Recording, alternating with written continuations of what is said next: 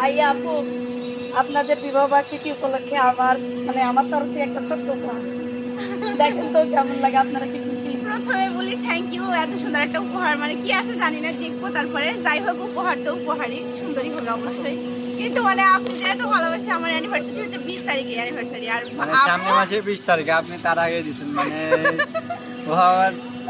খুবই খুশি লাগছে আমার। আমি খুব খুশি হব আপু, এই শাড়িটা যদি আপনারা পরেন। আমি আমি দেখতে চাই আমার ভাই বোনকে কেমন লাগে এই শাড়িতে। আমার খুব মানে আমার খুবই ভালো লাগে কেউ আমাকে কিছু ভালোবাসে গিফট করলে। আর আপনি তো আমাকে হচ্ছে কি গিফট করছেন? শাড়ি।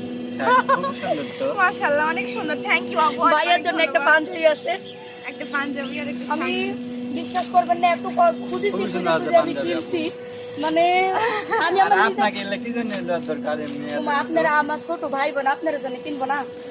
আমি খুবই খুশি হয়েছি, আর আমার শাড়ি খুব পছন্দ, শাড়ি খুবই পছন্দ। আপনি শাড়ি দিয়েছেন, আমি খুবই খুবই খুশি হয়েছি আপু।